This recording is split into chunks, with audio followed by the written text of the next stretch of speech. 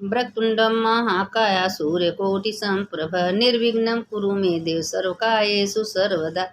ॐ गजाननं भूतगणाधिसेवितं कपितजम्बूफलचारुभक्षणम् उमासुतं शोकविनाशकारकं नमामि विघ्नेश्वरपादपङ्कजम्।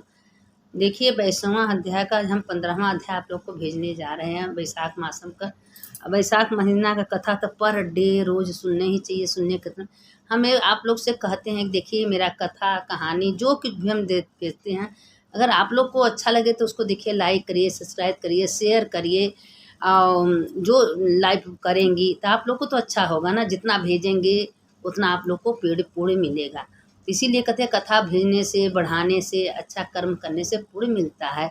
बुरा बात किसी से मत कहिए, लेकिन अच्छा बात सबसे कहिए, सबको भेजिए, सबको बताइए। इसमें अच्छी चीज़ आप लोग को भी उसमें फ़ायदा है, क्योंकि किसी को लोग सही रास्ता दिखा दे, सही बात बता दे तो अच्छी बात होती है, लेकिन गलत बात किसी को नहीं बताना चाहिए। अब हम देखिए कथा का तो इससे बहुत बड़ा महत्व है। कल आप लोग सुनी होंगी कि वैशाख महात्म कथा का क्या महत्व है। अब आज है 15वां अध्याय। अब सुनिए कि देखिए 15वां अध्याय का क्या मतलब होता है। सूत जी बोले, हे राजन, मधुसूदन भगवान के प्यारे वैशाख महाशय के फल को और भी सुनो। देखिए, और भी सुनो का मतलब कितना महत्व है सुनने का। प्राचीन काल में पंचाल देश में पूर्णशील और बुद्धिमान भूरी यश का पुत्र पुरुष का पिता मृत्यु के बाद वह राजा हुआ। वह बड़ा ही सूरवीर और उदार था। धनु विद्या में बड़ा ही प्रतापी था। धर्म पूर्वक अपना पालन पोषण करता था।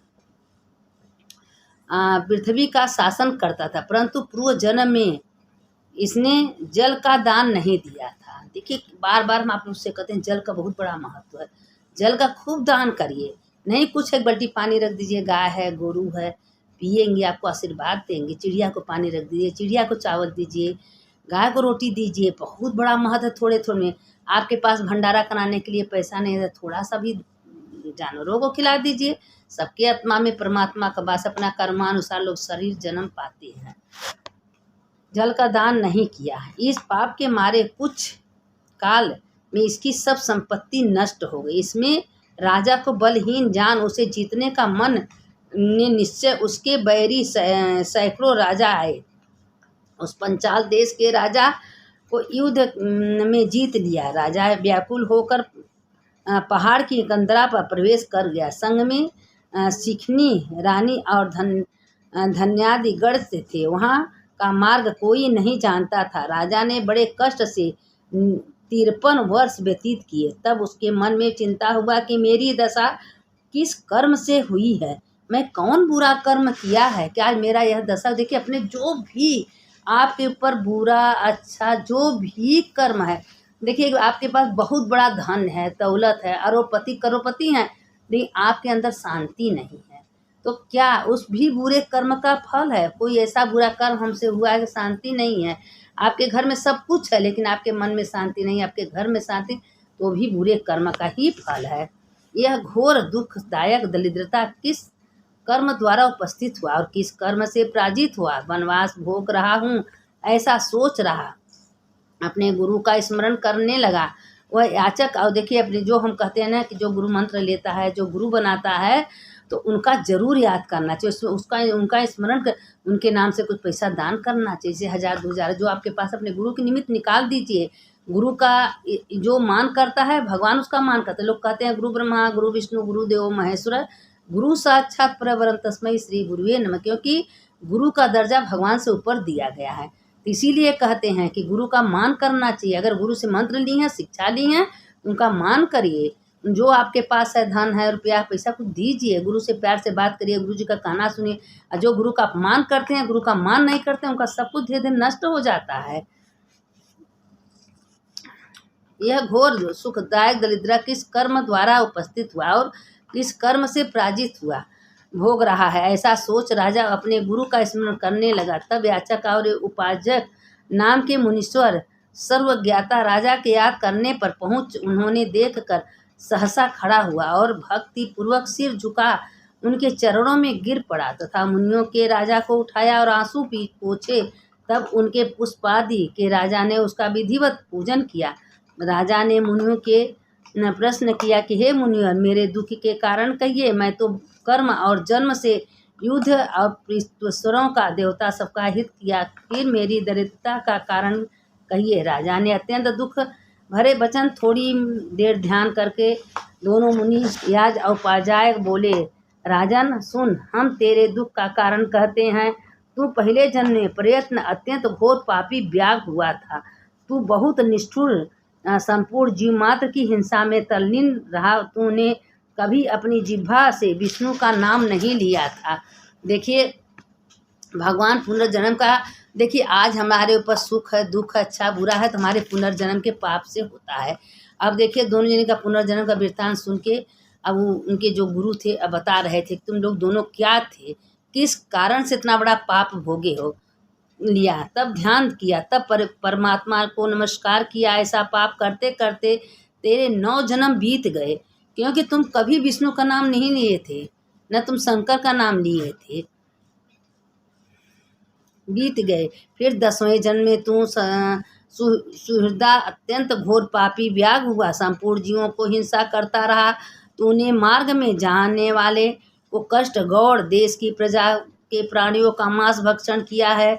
कभी अपने हित की बात नहीं की, मृग तथा पक्षियों के बच्चों का वध किया, जिससे तू निसंतान रहा, विश्वासघाती रहा। इस कारण तुझे मित्र सहोदर नहीं मिले। साधुओं का तिरस्कार करने के से शत्रुओं से पराजित हुआ। कभी दान नहीं किया, इस दोष से तेरे घर में दरिद्रता आई है। सदा उद्योग करने से तुम्हें देश निकाला, फिर भी पूर्व जन्म में पूर्व कर्म करने के कारण तेरा भोजन तथा राज्य छीन गया।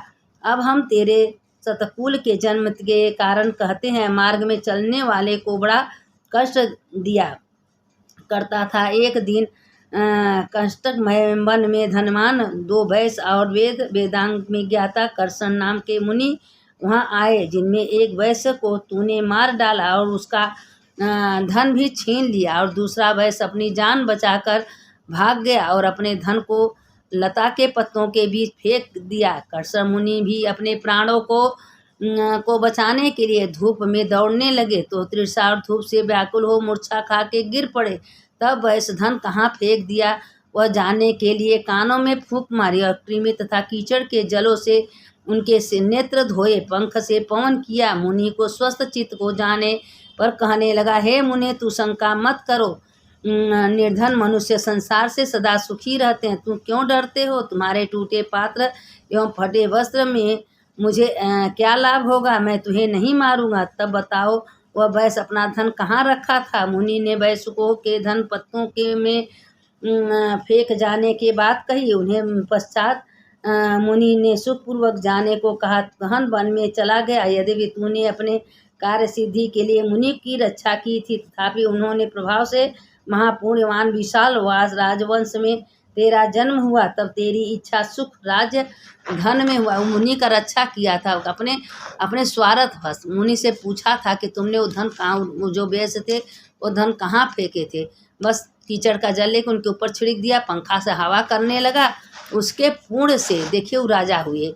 धान ही है तो मैं वैशाख को तो धर्मों को कर इस माधव मास के अक्षय तृतीया के दिन तुरंत ही व्यायी गौ ब्राह्मण को दे तेरे कोष की पूर्ति होगी। समी का दान, छत्री का दान, दिव्य प्रतिमा का दान, इससे तुम्हें साम्राज्य की प्राप्ति होगी तथा तेरी ही जीत होगी। तू अपने पुत्रों की इच्छा करता है तो संपूर्ण प्राणियों के हित साधन के निमित्त वैशाखोक्त नियमों को करो, जिससे और सब लोक में वंश में हो जाएगा, विष्णु भगवान के साक्षात दर्शन मिले। इस प्रकार दोनों ब्राह्मण, याज और उपाध्याय राजा को समझाकर अपने अपने घर चले आए। तब राजा ने अपने पुरोहित की आज्ञा मानकर अपनी बची हुई सेना के साथ संपूर्ण कुपुट सहित अपने नगर में प्रवेश किया। तब राजा के शत्रुओं ने सुना कि राजा आ रहे हैं, तो मदोमत होकर पूर्ण चढ़ाई कर दी, परंतु एक भी महारथी ने उस सबको जीत लिया। बाकी राजा अपने अपने देश मार्ग उनके 3 कोटि हाथी, 10 अरब घोड़े, 1 अरब रथ तथा 10 अरब ऊँट पुरी में आए। वैशाखोत्र धर्म में प्रभाव से तक्षण ही सब राजा को कर देने लगे। मधुसूदन भगवान की कृपा से एक छत्र राज हो गया। 5 पुत्र बड़े गुणवान सूरवीर और उदार हुए। उनके नाम घृत कीर्ति, ध्रुत, धूर्म, विजय, चित्रकेतु तथा मरुध्वज। ये वैशाख में प्रताप से तक्षण विश्राम करने लगे। मधुसूदन भगवान के अक्षय तृतीया के दिन चतुर्भुजधारी संचक्र गदा पद्म लिए, पीताम्बरधारी किए, वरमाला पहने, लक्ष्मी अन्य अनुचरों सहित गरुड़ पर चढ़े, राजा को साक्षात दर्शन दिया। हर्ष से उन्मत्त श्री चेष्टा करने लगे। तो देखिए, खाली वैशाख महीने में जो धर्म करता है, भगवान को दान देता है, जो अच्छा कर्म करता है, जो जूता खड़ाऊँ छतरी दान करता है, जो जल दान करता है, उसके समस्त पाप नष्ट हो जाते हैं। राजा देखिए थोड़ा सा दान किए थे वैशाख अगले जन्म में, इतना बड़ा क्रूर थे, लेकिन वो मुनि को खाली हवा कर दिए थे, जल छिड़ते राजा हुए। ये जन्म में पुत्र नहीं था, ते जन्म में भी पंखा जल दान करने लगे, पौसरा खनवाने लगे, कुआं तालाब मंदिर बनल, तुम्हें 5 पुत्र हुए। तो राजा सुखपूर्वक बैठे लगे। इसीलिए कहते हैं कि धर्म व्यर्थ नहीं जाता। आप भी धर्म करिए, आप सबको भेजिए, लाइक करिए, सब्सक्राइब करिए, शेयर करिए, कमेंट करिए। जो ये सब करेंगे आपको भी पुण्य मिलेगा, क्योंकि पुण्य बांटने से पुण्य बढ़ता है। तो इसीलिए कहते हैं कि आप सबको बांटिए। अब क्या करना है, एक ठो बटन तो दबाना है, दबा दीजिए। उतने में आप लोग भी पुण्य का भागी बन जाएंगे। अच्छी अच्छी कथा कहानी आप लोग के पास पहुंचता रहेगा। हम तो आप लोगों को हर महीने में सुंदर सुंदर कथा, भागवत गीता, कहानी रोज भेजेंगे। आप लोग मन लगा के सुनिए। थोड़ा सा ठीक है, आपको समय नहीं है, मेरा कथा सुन लीजिए, उतने में आप पुण्य के भागी बन जाएंगी। थोड़े में अच्छा कर्म करना चाहिए। अब हमको तो इतना ज्ञान नहीं है, इतनी जानकारी नहीं। लोग जो वो बाबा विश्वनाथ भोलेनाथ कहवाते हैं, हम आप लोग को सुनाते हैं, तो आप लोग भी सुनिए। हमारे में तो ये होता है कि भाई कोई अच्छा चीज़ है सबको बांट दीजिए, अपने पास मत रखिए। अपने पास रखेंगे तो घुटन हो जाएगा, गैस बन जाएगा, कैंसर बन जाएगा। इसीलिए सबको बांटिए। और जो अच्छा कर्म सबको बांटता है उसको तो अच्छा पुण्य की भागी बनता है। सुनने वाले की जय, सुनाने वाले। अब 16वां अध्याय आप लोगों को हम कल सुनाएंगे। मंगल भवने मंगलहारी, द्रभौस दशरथ अजिर बिहारी, अच्युतम केशवम राम नारायणम, कृष्ण दामोदरम वासुदेवम हरिम, श्रीधरम माधवम गोपिका वल्लभम, जानकी नायकम रामचंद्रम भजे हम। आप देखिए, भोलेनाथ की कथा तो सुनना ही जरूरी है। आप लोग भोलेनाथ की कथा सुन लीजिए। शंकर शंकर हर हर शंकर, शंकर शंकर जय जय शंकर, मंगल भवन मंगलहारी, उमा जपत ही त्रिपुरारी। देखिए, भोलेनाथ की कथा बहुत सुंदर है। आप लोग भोलेनाथ की कथा सुन लीजिए। देखिए, विष्णु भगवान का कथा तो वैशाख महीना का, भोलेनाथ का, गणेश, कार्तिक सबका सुनना चाहिए, क्योंकि देवों के देव महादेव, उनके बिना कुछ नहीं। हम लोग का तो इष्ट देवता भोलेनाथ हैं, इसलिए सब कहते हैं कि भैया भोलेनाथ का हर क्षण हर समय कथा सुनना चाहिए। न कुछ आवे आप लोगों को ओम नमः शिवाय, श्री शिवाय नमस्तुभ्यम, जो कुछ आवे मंत्र बोलना चाहिए। तो अब देखिए, एक राजा थे, और राजा के एक गांव में 2 बहन थी। तो दोनों सोची थी कि जब भी हम शादी करेंगे तो एक ही आदमी से करेंगे। तो राजा से सब शादी, राजा से कहें भाई हम लोग सगी दोनों बहन हैं, दोनों बहन हम आप ही से शादी करेंगे। राजा कहें ठीक है। राजा अपन दोनों बहनों को शादी कर लिया। दोनों बहन से शादी कर ली। बहुत दिन हो गया। शादी के बाद जो बड़ी बहन थी, बहुत दिन के बाद उसके पेट में बेटा आया। तो राजा छोटी को ज़्यादा मानते थे। तो छोटी कही कि आप राजा से मत बताइएगा। अब नहीं बताने दी। ऐसे करते करते करते करते 9 महीना हो गया, मैके गई। अब देखिए, दुश्मनी के बहन से दुश्मन बनना देरी नहीं लगता है। ऐसे तो बहुत बहन में प्यार होता है। जब एक पति के साथ 2 बहन रहे या घर में 2 बहन रहे, तो दुश्मन से बराबर हो जाती हैं। तो अब इतनी बड़ा दुश्मन, लेकिन जो बड़ी बहन थी वो भोलेनाथ की भक्त थी। भोलेनाथ का हमेशा चिंतन मनन पूजा पाठ करती थी। भले राजा की पत्नी हो गई थी, लेकिन भोलेनाथ का पूजा करना नहीं छोड़ती थी। छोटी बहन हमेशा चिढ़ती जड़ती थी। अब उसको मैके लगी, बहुत सीधी सादी थी। मैके लगी, उसको बेटा हुआ। अब बेटा हुआ तो उसको एक मरल कपड़ा में दिखा दी, तुम्हारा बेटा हुआ, मर गया था। अब उसने रो रो के धर दी। और उसका बेटा के घर लेके आई, एक पीछे गड्ढा खन के गाड़ दी। अब गाड़ने के बाद अब राजा को पता भी नहीं चला कि इसको बेटा हुआ है, या इस माँ बनने वाली बताने ही नहीं दी। जब कुछ दिन के बाद जहाँ गाड़ी थी वहाँ खूब सुंदर गुलाब का फूल हुआ। जब गुलाब का फूल खूब सुंदर का हुआ तो रोज़ एक तोता आता था, वो फूल तोड़ के राजा के चरणों में ले जाके चढ़ा देता था। और राजा जब सवेरे देखता बहुत चिंता होता था, ये फूल कौन डालता है। और रानी लेकिन रोज़ अपने बेटे के लिए कलपती रोती थी कि मेरे बेटा हुआ, मेरा बेटा हम देखने को नहीं मिला, क्योंकि छोटी बहन उसको हत्यारे ने मार दी थी। अब इसीलिए जब वो फूल कहाँ से मिलता है, रातें खिलता था रातें ख़त्म। और क्योंकि वो तो राजा का बेटा था, राजा के पैरों में आके चढ़ा जाता था वो फूल तोता। ऐसे करते करते राजा सवेरे हुए पता लगाए कि आखिर ये फूल कहाँ होता है, कैसे होता है। ये फूल तो भाई हमको चाहिए। जो राजा ढिढोरा पिटवा दिए कि ऐसा जोड़ा फूल जो लिया देगा उसको हम अपना राधा राजपाट सब दे देंगे। अब सब पता लगाया और फूल राते को खिलता था, राते तोता जाता था फूल को तोड़ लेता था। उसके बाद दूसरे दिन उसको फूल मिलता ही नहीं था। अब बड़े परेशान, सब लोग परेशान, क्योंकि राजा आधा धान पाट अपन राज कह दिए थे देने के लिए, से सब परेशान। अब राजा को कहाँ मिले। तो तोता से पकड़ा गया। तोता से पूछे कि तुम कहें देखिए एक बगीचा में एक राजा थे, हमको मरवाएंगे तो नहीं, जान से नहीं, कहें नहीं माराएंगे। तोता थे, उनको 2 रानी थी, एक रानी गर्भवती थी, उसको बच्चा होने वाला था, तो उसकी बड़ी रानी उसको मार दी, यहाँ गाड़ दी, तो एक फूल हुआ, वो फूल भगवान के चरणों में चढ़ता है। राजा कहें ऐसा, कहें हमारे रानी, हमें तो 2 रानी हमारे हैं, अगर हमारे 2 रानी हैं ऐसा है तो हमको क्यों नहीं पता चला। कहें नहीं, कहें कि ठीक है। रानी से दोनों पूछे क्या तुम गर्भवती थी, कभी माँ बनने वाली थी। तो बड़ी रानी बोल दी कि हाँ हम माँ बने थे, हमको बेटा हुआ, बेटा मेरा मर गया। तो असलियत बाद में पता चला कि बेटा मरा नहीं था, जिंदा बेटा को छोटी रानी ने गाड़ दी, मारे चिढ़ के मारे। राजा को बताने नहीं दी, क्योंकि बड़ी रानी बहुत सी थी, दोनों सगी बहन थी। तो इसी कहते हैं कि जब दोनों बहन अगर शादी हो जाए तो सौतेला से भी बेस्तर हो जाते हैं, और एक ही घर में शादी हो जाए तो वो भी बेकार होते हैं। अब इसीलिए करते करते, क्योंकि तो भोलेनाथ को हमेशा प्रार्थना है, भोलेनाथ हमको एक बेटा दिया, मेरा बेटा ले लिए, हमको हमारे पास कोई औलाद नहीं है, कोई बेटा नहीं है, राजा को एक संतान चाहिए। हमेशा भगवान शंकर से पूजा करती थी, प्रार्थना करती थी। बगल में भोलेनाथ का मंदिर राजा ने बनवाया था, वही मंदिर में रोज जाती थी, जल चढ़ाती थी, बेलपत्र।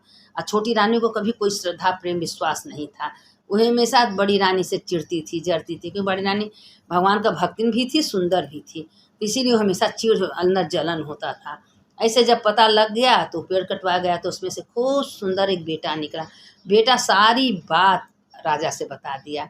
अब पूछें कि क्या तुमको सचमुच बेटा हो जाए, तो बता दी कि ऐसे ऐसे दीदी कही थी, अरे छोटी ने बताया था, हम इसीलिए किए, मारे डर से। अब छोटी रानी को मार के जैसा करनी वैसा भर निकलते हैं, बुरे कर्म का बुरा फल। अच्छा कर्म करने में बहुत बहुत मजा आता है, लेकिन उसका अंतिम बहुत बहुत बुरा होता है। बुरा कर्म करना, अच्छा कर्म करने में कष्ट तो बहुत होता है, लेकिन उसका अंतिम बहुत अच्छा होता है। तो इसीलिए किसी के बारे में कभी द्वेष नहीं करना चाहिए, चिढ़ना नहीं चाहिए, जलना नहीं चाहिए। जो भगवान जिसके पास दिए खुश रहना चाहिए कि हे भगवान उसके भाग से उसको मिला है, मेरे भाग से मेरे को मिला है। अरे आपको रहने की जगह भगवान दिए हैं, खाने को दे रहे हैं, पहनने को दे रहे हैं, अच्छा अच्छा सब सुख दिए, क्या कमी है। क्यों हम किसी का देख के चलें। सब राजा भी छोड़ के जाएगा, प्रजा भी छोड़ के जाएगा, हम भी छोड़ के जाएंगे, आप भी छोड़ के जाएंगे, सब इसी जगह रह जाएगा। जाने वाला कुछ नहीं, जाएगा तो सिर्फ अपना कर्म जाएगा, अपना स्नान दान जप पूजा पाठ नाम कीर्तन मनन चिंतन यही आपके साथ जाएगा। जो आप दिन भर में कितना भगवान का भजन कर रही हैं, कितना नाम ले रही हैं, कई पग चल के मंदिर जा रही हैं, उतना अश्वमेध यज्ञ का फल मिलता है। क्योंकि बताए थे कि एक चोर वेश्यागामी शराबी 10 कदम चल के भगवान के मंदिर में गुस्सा से गया था, और जो वेश्या के पास ले गया था सामान वह मंदिर में फेंक दिया था, और उतने में वहाँ 10 कदम का उसका लेखा जोखा हो गया कि 10 कदम चल के मंदिर में शिव जी के गया था, उसी में 10 मिनट का उसको पुण्य मिला। राजा इंद्र का इंद्रासन पर बैठ गया। इसीलिए कहते हैं इंद्रासन में सारा दान पुण्य सोच, अपने मन में सोचने लगे 10 कदम हम बेमतलब का गए, आज हम जिंदगी भर अच्छा कर्म करते तो मेरे साथ कितना अच्छा होता। तो इसीलिए कहते हैं कि बचपन से छोटापन से अच्छा कर्म करना चाहिए, अच्छी बात बोलना चाहिए, सवेरे संध्या 12 ज्योतिर्लिंग का नाम लेना चाहिए, और राम ब्याह घर सब कुछ मंत्र बोलना चाहिए, जितना आपके पास है भगवान का मनन कीर्तन चलते उल्टे बल्टे। भगवान नहीं कहते हैं कि आप अपना कर्तव्य छोड़ दीजिए, आप घर का काम छोड़ दीजिए, मंदिर में दिन भर बैठिए, आप अपना काम करते रहिए, भगवान को अंदर बैठा लीजिए, झाड़ू दीजिए, मेरे भगवान कर रहे हैं, मेरे भोलेनाथ ने खाना बनाए हम भगवान के लिए बना रहे हैं, बर्तन माजिए हम भगवान के लिए कर रहे हैं, सारा काम भगवान को जोड़ लीजिए, सारा काम आपका हो जाता है। पूजा जब कोई का फोन राधे राधे हरिओम हरिओम श्री शिवाय नमस्तुभ्यम करेंगे, आपका जप होता रहेगा। अच्छा कर्म करिए, अच्छा का कर्म का अच्छा फल मिलता है, बुरे कर्म का बुरा फल मिलता है। ये तो सारे संसार जानता है। इतना जो कुत्ता बिल्ली गैया भैंस सबका जन्म होता है तो अपने अपने बुरे कर्म से ही होता है, आत्मा हम ही लोग का रहता है। और जो देखिए कि राजा महाराजा अच्छे घर में जन्म लिए हैं, अच्छे इसी में लड़सई में अच्छे घर रहते हैं, वो कर्म अच्छा किए हैं। या कर्म अपने कर्मानुसार भगवान कहते हैं जाओ 10 साल 20 साल 25 साल 75 साल 100 साल दुनिया में रहना है, लेकिन मेरा दिया हुआ घर में रहोगे। मेरे किराया का घर, किराए के शरीर मंदिर है, इसमें भगवान विराजमान है। जिस दिन भगवान निकल गए उस दिन ये 100 हो गया। इसीलिए सोचना चाहिए कि मंदिर है, मंदिर में भगवान विराजमान है, ये मंदिर को साफ सुथरा रखिए, अच्छा कपड़ा पहनाइए, अच्छा खिलाइए पिलाइए, सब कुछ शरीर का करिए।